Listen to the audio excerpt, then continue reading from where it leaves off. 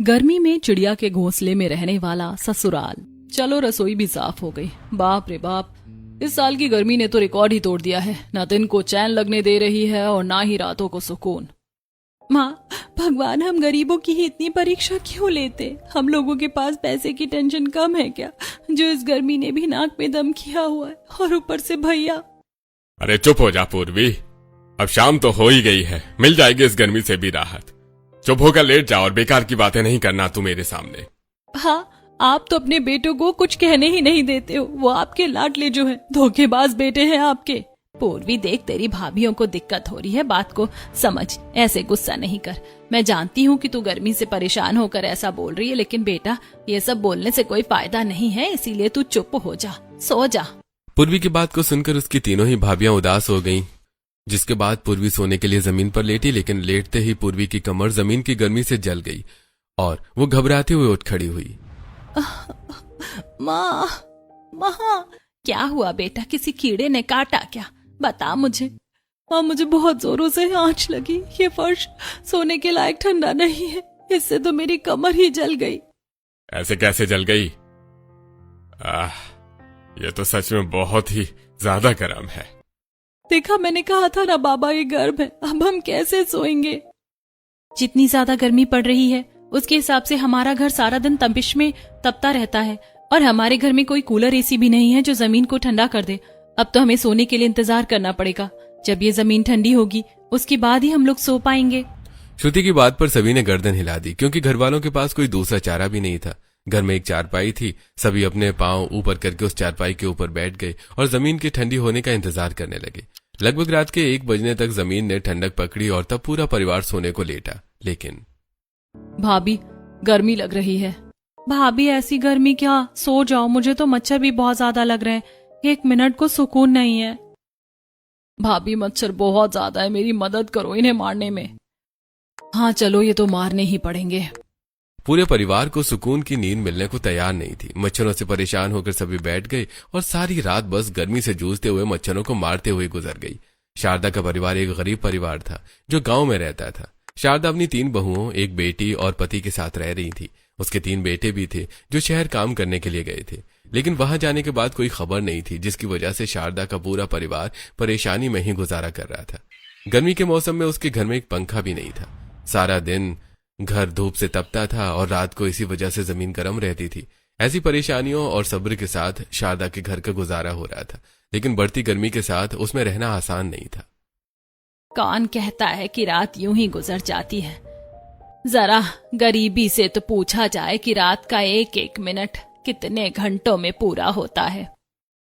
माँ जी, कहते हैं कि हर हाल में ऊपर वाले का शुक्रिया अदा करना चाहिए। चलिए, जैसी भी रात गुजरी, कम से कम सर के ऊपर छत तो थी ही ना।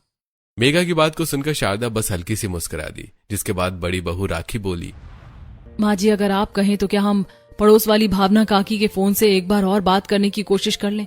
हो भी तो सकता है कि हमारे पति शहर में कोई काम ही ढूंढ रहे हो। काश कि ऐसा ही हो बहू, तू कर ले बात। और हाँ, एक का ही नंबर कम से कम 3-3 बार लगाना, ठीक है ना? देखते हैं कि आपके बेवफा बेटे फोन उठाते हैं या काट देते हैं। पूर्वी अपने भाइयों से बहुत ही ज्यादा चिढ़ती थी। तीनों बहुओं को उम्मीद थी कि आज शायद उनके पति फोन उठा लेंगे और वो अपने पड़ोस के घर में गई और, भावना काकी, आप क्या हमें एक बार फोन करने दे सकती हैं? ठीक है बेटा, कर लो। दीदी, पहले राम भैया का ही नंबर लगाना, वो भी तो सकता है कि वो उठा ले। हाँ, लगा रही हूँ।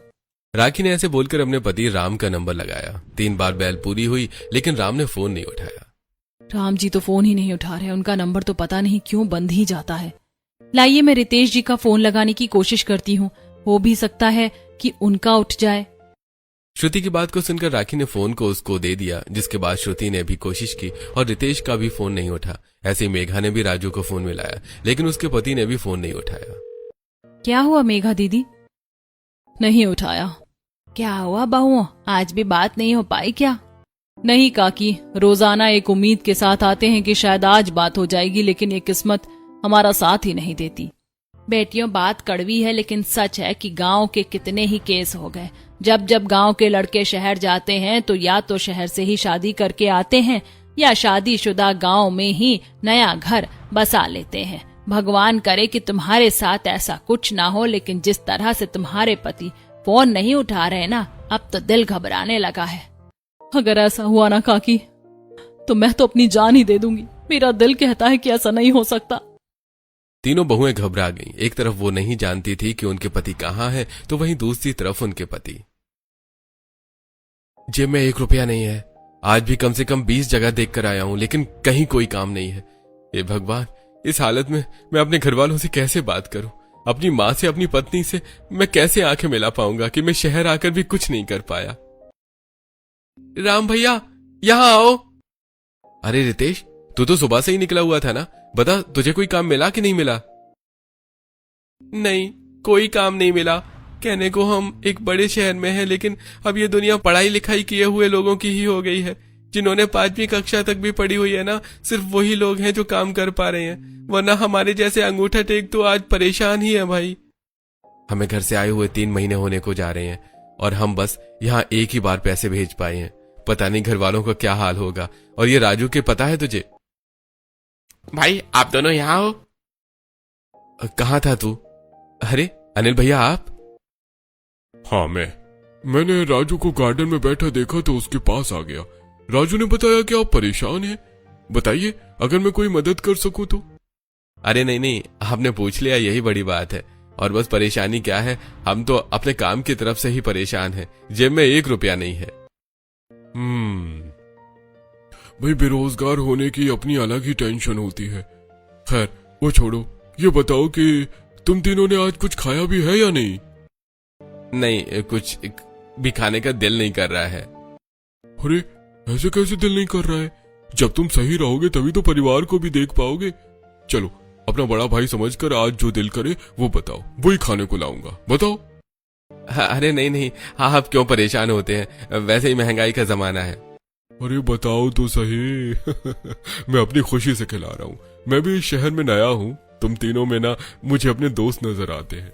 चलो कुछ खाते हैं। मैंने भी कुछ नहीं खाया। उसके बाद मिलकर इस काम की टेंशन को भी हल करेंगे। अनिल शहर में ही रहने वाला एक आदमी था जिसकी राम, राजू और रितेश से दोस्ती हो गई थी।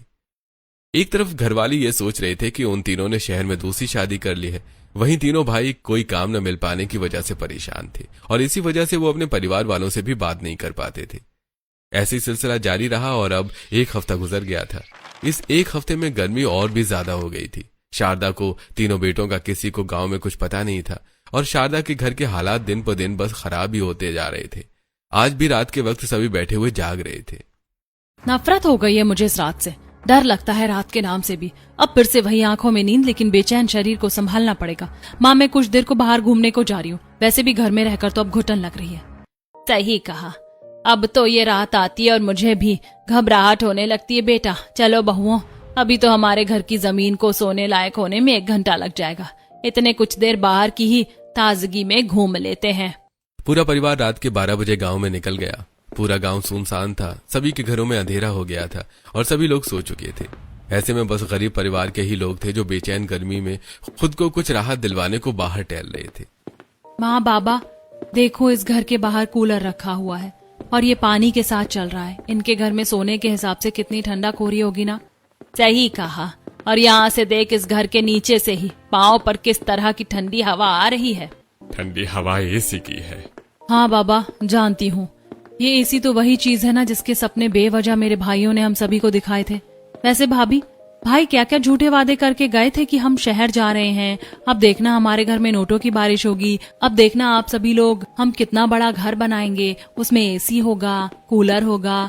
और खुद ने उन्होंने क्या किया, दूसरी शादी करके किसी और के ही पैसों पर वो आज ऐश कर रहे होंगे। नफरत है मुझे मेरे भाइयों से। भगवान के लिए ऐसा ना बोलो ना पूर्वी। हमारे पतियों ने कोई दूसरी शादी नहीं की। मेरा दिल कहता है कि ऐसा कुछ भी नहीं है। हाँ भाभी, आपका दिल मरते दम तक यही कहेगा कि ऐसा कुछ नहीं है और मेरे भाई कभी नहीं आएंगे, ये कड़वा सच है। अरे चलो ये सब छोड़ो, ये देखो कुत्ते और बाकी के जानवर किस तरह से सड़क पर ही सो रहे हैं। जैसे हम सड़क पर हैं वैसे ये जानवर भी सड़क पर हैं।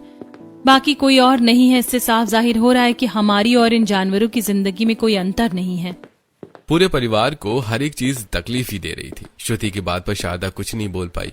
कुछ देर टहलने के बाद पूरा परिवार घर आके लेटा। मच्छर और गर्मी तो बेहिसाब थी, लेकिन वो किसी तरह से बेचैन होते हुए आखिर सो ही गए। ऐसे दिन गुजरने लगे, लेकिन एक गुजरता हुआ दिन बस गरीब परिवार को परेशानियों को ही बढ़ा रहा था। ऐसे ही सिलसिला जारी था और आज के दिन गरीब परिवार की तीनों बहुएं सब्जी लेने को आई हुई थी। भैया ये आलू कैसे दिए हैं? बहन जी, आलू 30 रुपए किलो के 1 किलो है। 30 का 1 किलो? इतना महंगा क्यों है भैया? इसमें क्या आप हीरे मोती लगाकर बेच रहे हैं? बहन जी, पहाड़ी आलू है, अगर आपको सस्ता चाहिए तो जरा सा निब्बल भी है मेरे पास, 10 रुपए किलो दे दूंगा। ठीक है, तो आप हमें 10 रुपए किलो वाला ही दे दो, ये तो हम नहीं ले पाएंगे। तीनों बहुओं ने अपने हालातों के हिसाब से निब्बल आलू ही ले लिया और अभी बस वो उसे लेकर आ ही रही थी कि तभी वो रास्ते में अपनी गांव की कुछ बहुओं से टकरा गई। हेलो राखी, श्रुति, मेघा, कैसी हो? हम ठीक हैं, आप दोनों कैसी हैं? हम तो बहुत अच्छे हैं, आपको दिखाई भी दे ही रहा होगा। श्रद्धा की बात को सुनकर तीनों बहुओं ने उन्हें देखा। वो दोनों ही अच्छी महंगी साड़ी पहने हुए थी, साथ ही उन्होंने श्रृंगार भी किया हुआ था और हाथों में सोने के कंगन, गर्दन में सोने की चेन और सोने में लिपटी हुई वो दोनों ही दिखने में काफी अच्छी लग रही थी। जबकि तीनों गरीब बहुएं फटी पुरानी सी साड़ियां पहने, बिना कोई श्रृंगार किए, बिखरे बिखरे बाल और सूनी सी हालत में थी। जहाँ तक मुझे ध्यान है, तुम तीनों के पति तो शायद बाहर शहर में काम करने को गए थे ना, और सुना था कि तुम लोगों के दिन फिरने वाले हैं, लेकिन तुम्हारी हालत से तो ऐसा नहीं लग रहा है कि तुम्हारे पतियों ने शहर जाकर कुछ उखाड़ा भी है। वो मेहनत कर रहे हैं, दिन एकदम से नहीं बदलते हैं।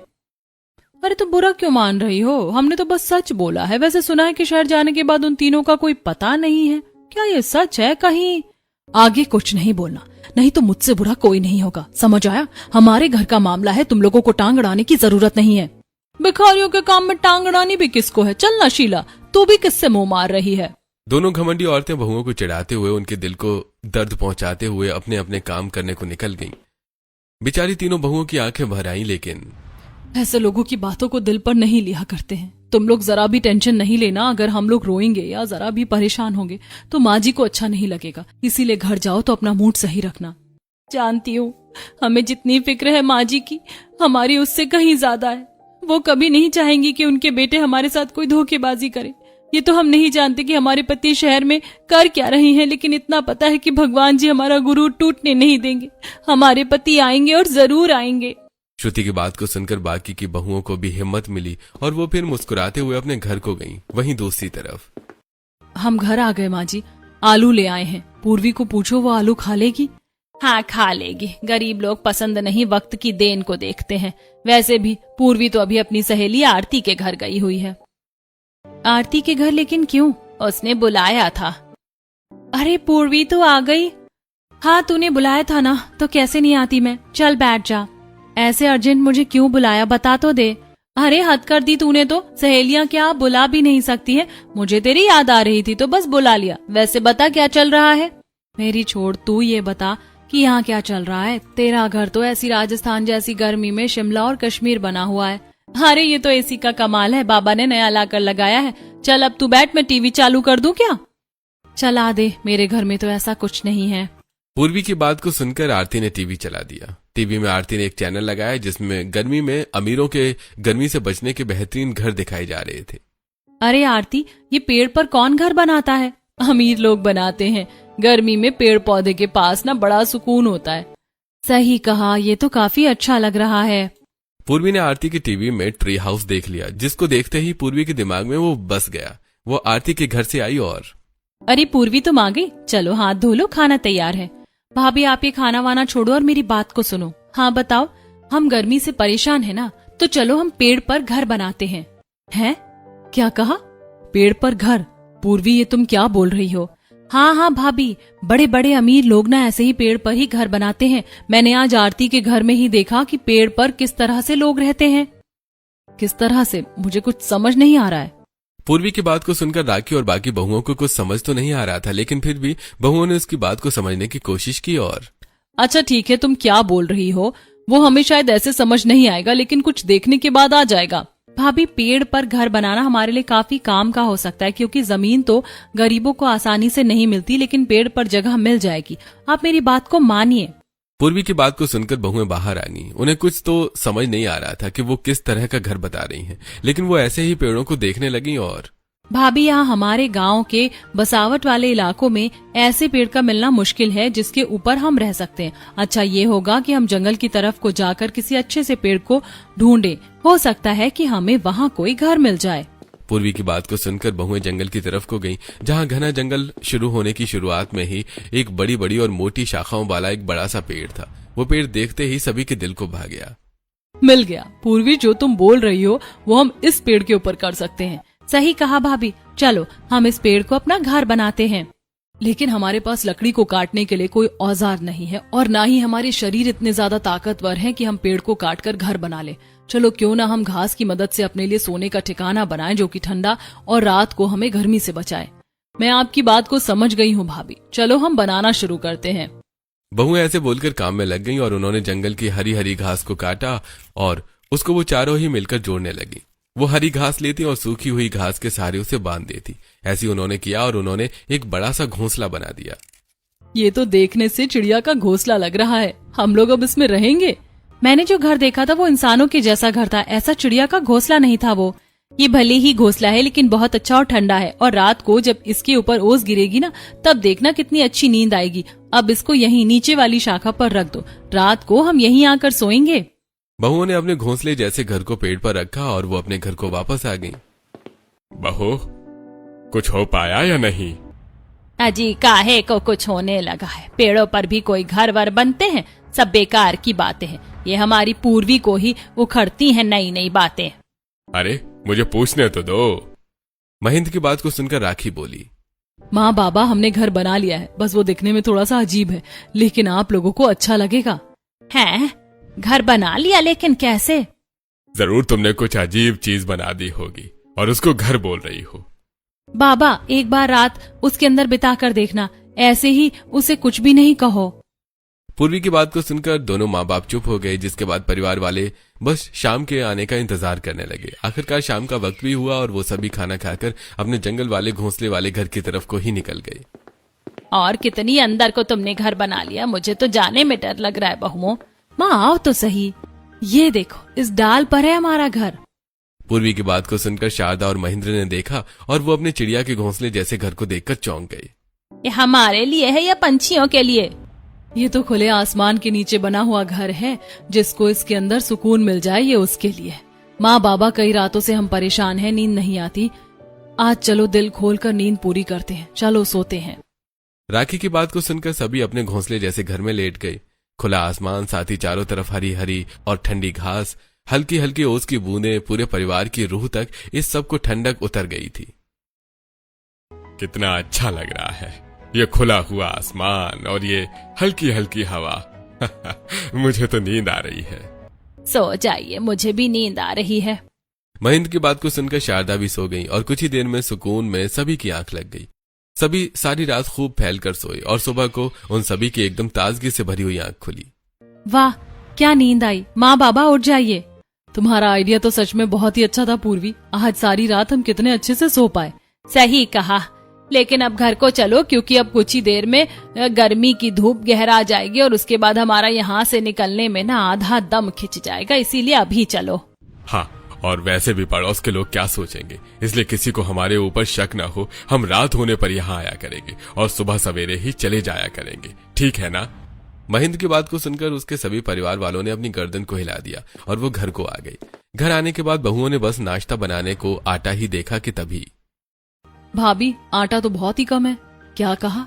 और हमारे पास तो अब पैसे भी नहीं है। दीदी, अब मुझे नहीं लगता कि अपने पतियों के इंतजार में और हमें अपने हालात बिगाड़ने चाहिए। पहले ही कितना बिगाड़ चुके हैं। मुझे लगता है कि अब हम लोगों को कोई काम करना ही पड़ेगा। कैसा काम? माँ जी, हम अनपढ़ गांव की लड़कियां तो मजबूरी में बस दूसरों के घरों का काम ही कर सकती हैं। नहीं, मैं अपनी बहुओं को ऐसे दूसरों के घरों में काम नहीं करने जाने दूंगी। माँ जी, इसमें कोई बेइज्जती की बात नहीं है, बल्कि ये तो हमारी खुददारी है कि हम मेहनत करना चाहते हैं, किसी के आगे हाथ नहीं फैलाना चाहते। आपको अच्छा लगेगा आपके घर के हालात मोहल्ले में मशहूर हो जाए कि हम भीख मांगने की कगार पर आ गए हैं? नहीं ना, इसीलिए हमें काम करने दीजिए। इसमें कोई छोटा या बड़ा नहीं हो जाएगा। क्या? बहुएं सही बोल रही हैं शारदा। हमारी बहुएं ही अब हमारे बेटे भी हैं और बेटियां भी। ठीक है बहुओं, तुम जाओ। घर से बहुओं को इजाजत मिल गई कि बस फिर क्या था। तीनों ही बहुएं अपने घर से अमीरों की बस्ती में निकल आईं, जहां एक अमीर औरत थी गीता, और वो गीता के घर काम मांगने लगी। ठीक है, तुम तीनों काम पर आ सकती हो, लेकिन ध्यान रखना कि मुझे गंदगी, देर और आलस से सख्त नफरत है। तो मुझे काम ऐसे ही हुआ चाहिए जैसे कि मैं चाहती हूँ, नहीं तो तुम्हें तुम्हारी कमाई नहीं दूंगी। जी मालकिन, आप जरा भी चिंता नहीं कीजिए, मैं और भाभी मिलकर आपको शिकायत का मौका नहीं देंगे।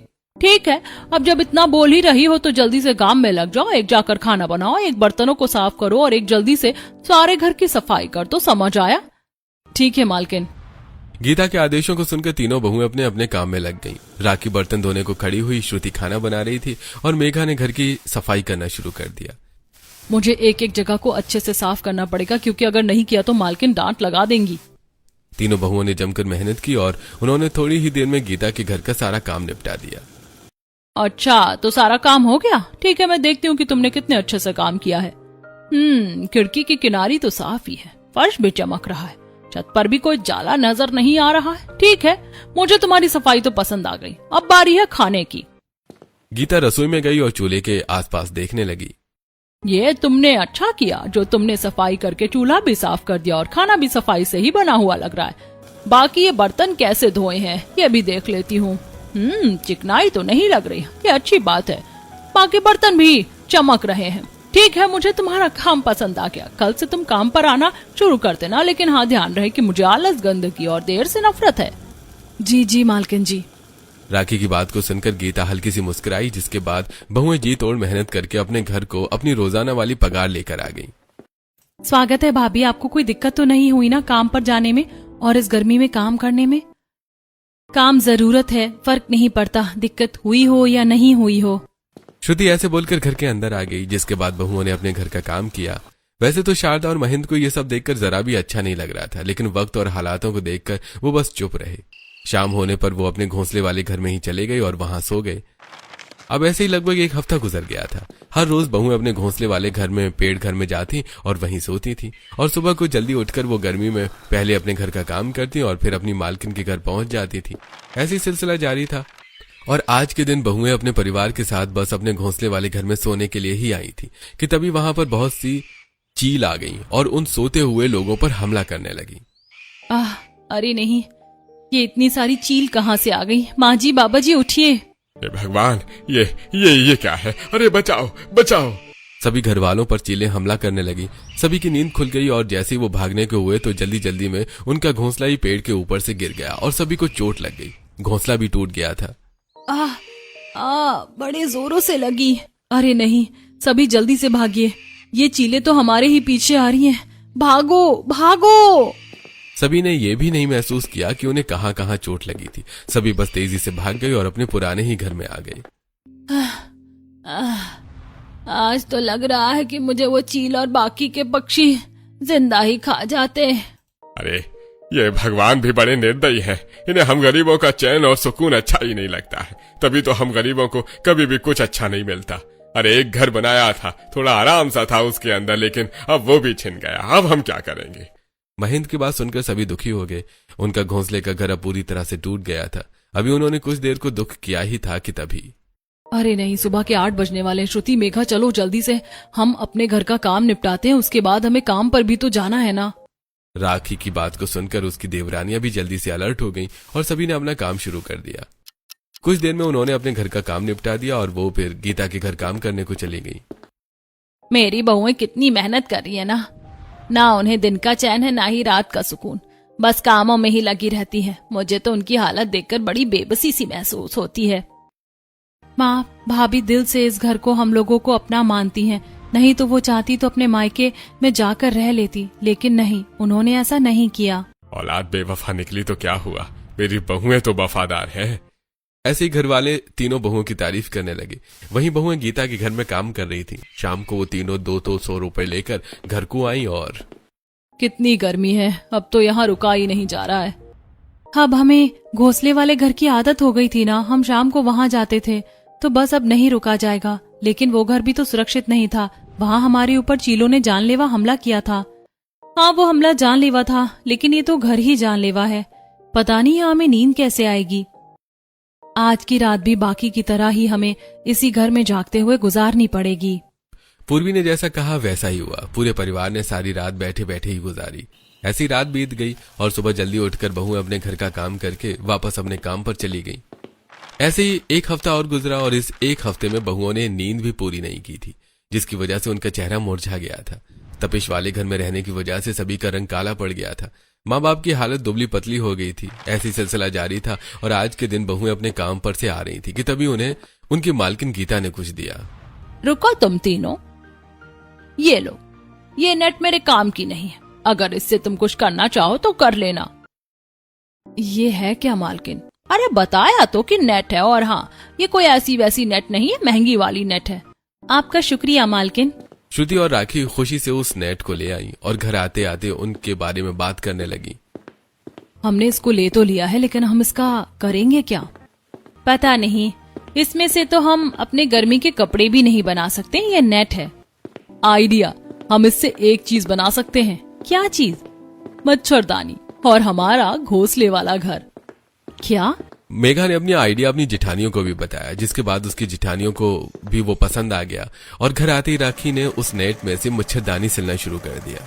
बहू, अभी अभी तो तू काम पर से आ रही है, अब ऐसे में तू क्या बना रही है? माँ जी, हमारे लिए हमारे घोंसले वाले घर की ऐसी चीज है जिसकी मदद से हमारे ऊपर अब कोई चील या बाज हमला नहीं कर पाएगी। भाभी, मजाक नहीं करो, मैं वहाँ दोबारा नहीं जाऊंगी। वहाँ जाना तो मौत के मुंह में हाथ डालने के बराबर है। इस बार हम ऐसा जुगाड़ करेंगे कि कोई भी चीज हमें नुकसान नहीं पहुंचा पाएगी, मेरा विश्वास करो। घर वालों ने बहुओं को एक मौका और दिया। राखी ने मच्छरदानी बनाई, जिसके बाद बहुओं ने वैसा ही एक और घोंसला बनाया, लेकिन इस बार इसके ऊपर उन्होंने जाली वाली मच्छरदानी को भी बांधा। और क्या बात है बहुओं, मुझे नहीं पता था कि इस घर को ऐसे दिमाग चलाकर आसानी से सुरक्षित भी बनाया जा सकता है। अब तो कोई भी पक्षी हमसे कुछ नहीं कह पाएगा। बाबा, हर मुसीबत का हल भी होता ही है, हमने तो बस वो हल निकाला है। चलिए अब अंदर चलते हैं।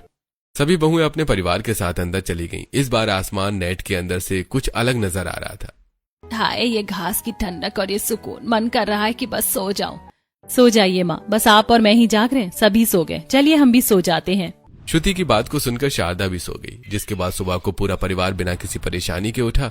रात को उन्हें किसी पक्षी ने कीड़े ने तंग नहीं किया। ऐसी लगभग एक हफ्ता गुजर गया था। बहुएं अब रोजाना अपने परिवार के साथ चिड़िया के घोंसले में शाम को आ जाया करती थी और सुबह को वो अपने ही घर चली जाती थी। ऐसे दिन गुजर रहे थे और आज के दिन रात के वक्त बहुएं अपने घोंसले वाले घर में आई हुई थी कि वहीं दूसरी तरफ माँ, अरे कौन आया? राम, राजू और रितेश। हाँ भावना, काकी माँ कहाँ है और बाकी सब? बेटा, मैं तो नहीं जानती हूँ कि वो कहाँ है, लेकिन तुम कहाँ थे अब तक? तुम्हारे घर के हालात पता भी हैं, क्या हो गया है? जाओ ढूंढो उन्हें। भावना की बात को सुनकर राम, राजू और रितेश तीनों ही अपने परिवार को ढूंढने लगे। कुछ ही देर के बाद उन्हें जंगल के पास बड़ा सा पेड़ दिखाई दिया, जिस पर उनके परिवार का ही घोंसला था। और माँ, राखी, क्या आप यहाँ हैं? माँ, मुझे लगा कि राम जी ने आवाज दी। राखी ने घोंसले से देखा तो नीचे उनके पति थे। उन्हें देखकर तीनों ही बहुएं पागल सी हो गईं और घोंसले से कूद गईं। अपने परिवार की ऐसी हालत देखकर तीनों बेटे बहुत ही ज्यादा शर्मिंदा हुए। हमें शहर में काम मिल चुका है, अब आप लोगों को कुछ करने की जरूरत नहीं है, हम आपको यहाँ से लेने आए हैं। राजू की बात सुनकर घर वाले खुश हो गए। बस फिर क्या था, उसी दिन के बाद अगली सुबह तीनों बेटे अपने परिवार के साथ शहर आ गए और फिर कभी उनके परिवार ने कोई तंगी नहीं देखी और सभी खुशी खुशी रहने लगे।